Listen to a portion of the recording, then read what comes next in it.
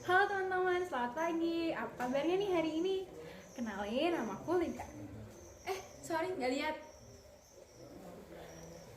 Kenalin, nama aku Lydia. Hari ini aku bakal bahas topik yang menarik banget nih teman-teman. Dengerin deh, maksudnya aku barusan ketemu sama Lydia loh. Sekarang dia pendek, terus rambutnya jelek banget lagi. Besok-besok gak usah ketemuan ya. Oke, bye. Teman-teman, ada nggak yang pernah ngerasain atau ngalamin hal kayak gitu di sekolah atau lingkungan rumah? Tahu nggak, kejadian kayak gitu bisa termasuk dalam mengalami kegiatan dan tindakan bullying loh. Bullying atau perundungan adalah suatu tindakan kekerasan yang dilakukan oleh seorang bully atau bahkan beberapa orang sebagai para bullies yang punya atau merasa kalau mereka punya kekuatan dan kekuasaan ke orang lain yang mereka anggap lemah. Bentuk-bentuk perilaku bullying itu sendiri juga ada jenis-jenisnya, yaitu bullying fisik, verbal, dan gak langsung. Bullying fisik itu yang paling umum kita lihat dan biasa kategorikan sebagai bullying, kayak perilaku mendorong, memukul, menendang, sampai menonjok dan menggigit. Perilaku-perilaku kayak gitu ngebawa kekerasan yang rasa sakitnya bisa kita rasain di badan dan tubuh kita secara fisik, serta bisa juga kita lihat ketika sedang terjadi. Tapi, sebenarnya ada dua jenis lain dari bullying yang sering kita lupain atau nggak sadar kalau itu juga perilaku-perilaku bullying. Yang pertama adalah bullying verbal, kayak menyindir, menghina, mengancam, dan mengolok-olok yang pernyataannya cuma bisa kita dengar tanpa ada bukti atau bentuk fisiknya. Walaupun kelihatan kayak nggak ada kekerasannya, tapi perilaku ini juga termasuk bullying. Karena kita yang dengar bisa ngerasain kesakitan yang sama dari kata-kata atau ejekan yang kita dengar itu, terutama secara mental dan emosional. Kesehatan mental dan emosional kita juga penting loh teman-teman. Makanya penting juga buat merhatiin perilaku-perilaku verbal di sekitar kita yang sebenarnya ngebully atau bisa nyakitin kita. Nah, terus jenis bullying yang ketiga dan terakhir adalah bullying nggak langsung, yang adalah perilaku-perilaku yang nggak dilakuin secara langsung ke kita, tapi tetap ditujuin buat kita dan tujuannya buat kita ngerasain sakit juga. Kayak dengan nggak ngikut sertain kita, nyebarin hal-hal bohong tentang kita, dan meminta orang lain buat yang nyakitin kita. Walaupun si bully tuh kayak nggak ngelakuin apapun ke tubuh atau diri kita secara langsung, tapi masih ada dampak dari semua kejadian, kegiatan, dan perilaku yang ia suruh itu, jadi tetap dapat nyakitin kita. Gak cuman itu, bullying juga termasuk kegiatan-kegiatan kayak ngerusakin barang atau hasil karya orang lain, nyuri barang-barang yang berharga, dan mintain uang.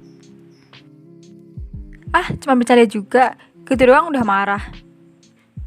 Tadi main-main aja tahu, nggak usah serius, nggak usah nangis juga dong. Teman-teman sering dengar gitu juga nggak?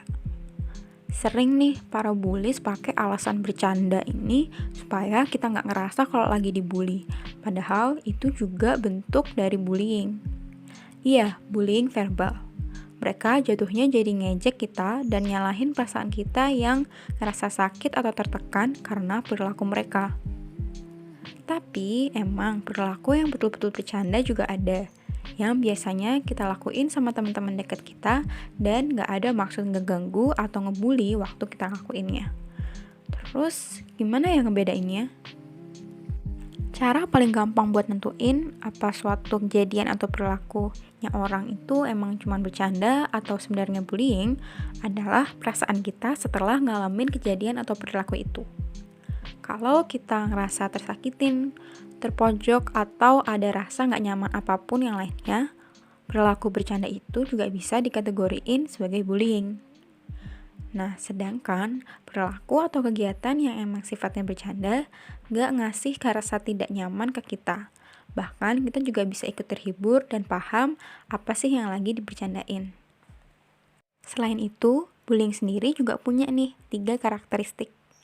Yang pertama, disengaja, di mana si bully emang ngelakuin tindakan kekerasan itu dengan punya maksud buat nyakitin kita. Kedua, diulangi, yaitu aksi bullying dilakuin berulang-ulang ke orang yang sama atau target yang sama. Dan ketiga, dipilih yang rentan, yang mana si bully sengaja milih orang-orang yang dia anggap lebih rentan atau lebih lemah daripada dirinya. Maka, kalau kita ngerasain 3 hal tersebut dari adanya suatu kejadian yang gak mengenakan, yaitu kita menjadi merasa tersakiti, kita merasakan kalau kejadian tersebut dilakuin ke kita secara berkali-kali, dan kita ngerasain kalau si bully punya kuasa atau kekuatan yang kayak lebih dari kita, maka kita juga bisa nentuin kalau perilaku dan aksi itu adalah suatu bentuk bullying. Jadi, kenapa sih emangnya bullying tuh gak bagus kalau terjadi? Ternyata, kita yang ngerasain jadi target atau tujuan dari perilaku bullying bisa ngerasain juga dampak-dampak yang sangat buruk.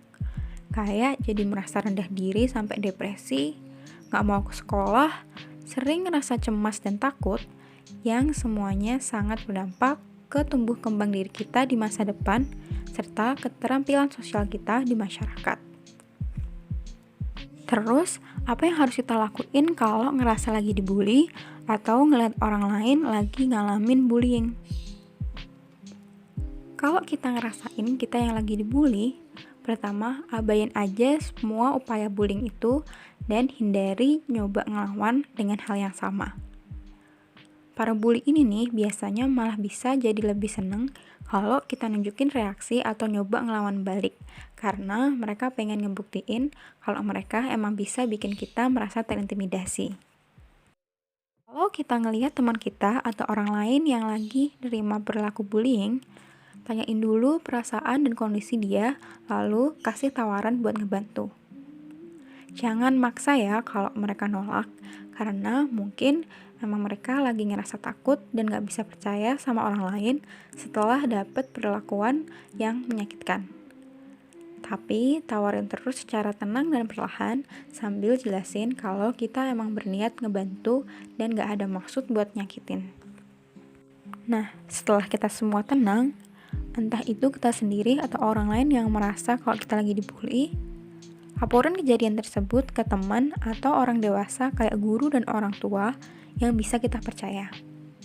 Hal ini penting banget buat dilakuin, karena ketika kita masih seorang siswa, anak-anak atau remaja, gak banyak yang bisa kita lakuin tanpa bantuan dari orang-orang yang punya pengetahuan dan otoritas yang lebih daripada kita, yang bisa nanganin permasalahan kayak gini dengan lebih baik.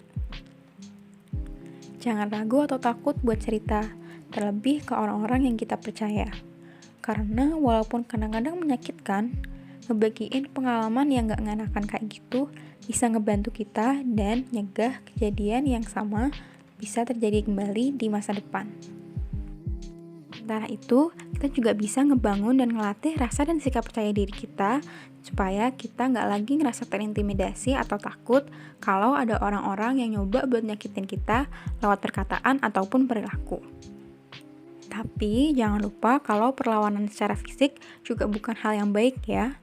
Karena kekerasan secara fisik lagi-lagi bisa ngebahayain kita, bisa mencederai atau melukai diri kita sendiri dan juga orang lain. Nah, sekarang setelah kita udah lebih tahu tentang perilaku bullying, semoga kita bisa jadi lebih gampang identifikasi atau nentuin perilaku-perilaku bullying di sekitar kita ya. Gak cuman itu, semoga gak ada juga dari kita yang malah jadi pelaku atau si tukang bully. Apapun alasannya, perilaku dan aksi bullying ini tuh gak baik ya teman-teman. Gak baik buat mereka yang dibully maupun yang ngelakuin bullying juga. Iya, pelaku bullying juga bisa dapat dampak yang gak baik juga loh.